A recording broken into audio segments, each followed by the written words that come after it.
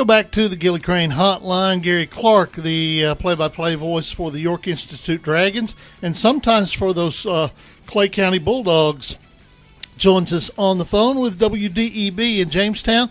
Gary, did you have a game tonight too? Gary Clark, are you with us?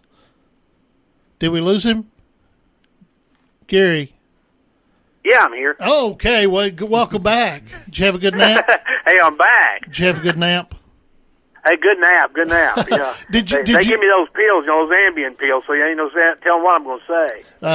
Hey, I'm okay with it if you're okay with it. Did you do the Clay County game tonight? No, we didn't get that one tonight. Okay. We did the game with York last night. All right. I wanted to get the Piggy County game, but couldn't get it in due to they really don't have a press box, so it's kind of hard to do a press box. Well, yeah, and it turns out it looks like it was the TV game too. So Yeah. It would have really been a mess up there. Exactly. But how did the weather hold out for you guys? Now, last night our weather was great. I mean, it was we didn't have any rain till just as the ball game come to an end. Well, it was well out of reach before it came to an end, which goes back to me plugging heavy all week long that it was going to be a tight ball game. I said, this is going to be a great ball game. And I guess I ended up with some egg on my face, but it could have been worse. I could have had Megan Kelly doing something on my face. Yeah. I don't even want to touch that in any way, shape, form, or fashion. That one bombed worse than, well, never mind.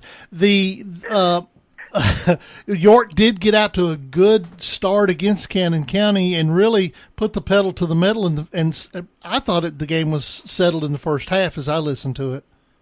Yeah, it seemed that, I'm not sure if Cannon County could get off their bus or not because they shot themselves in the foot so much last night that I'm surprised they didn't have to have a walker or a wheelchair because it was, they had a touchdown brought back because of a taunting penalty. They had a kickoff that would have got them back in the game. At that time, it was 13-0.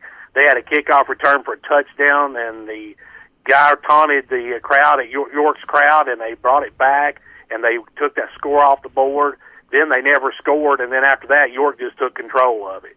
We're talking to Gary Clark of WDEB, the play-by-play voice for the York Institute Dragons. The Dragons win, but you really couldn't do anything for your playoff hopes. Smith County gets a win tonight, and I guess y'all were locked in at third place anyway, weren't you?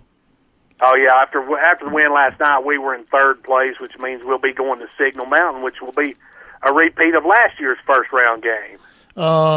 It's a place that can. Well, first of all, it's a pretty high rent district, but it's a tough place to get a win, isn't it? Oh yeah, and they seem to be playing real well. They started out 0-4 on the season, but have won their last 6 in a row, so they're going to be very tough to handle when you go over there. We're talking to Gary Clark, and of course, Clay County got beat tonight. Their season comes to a close.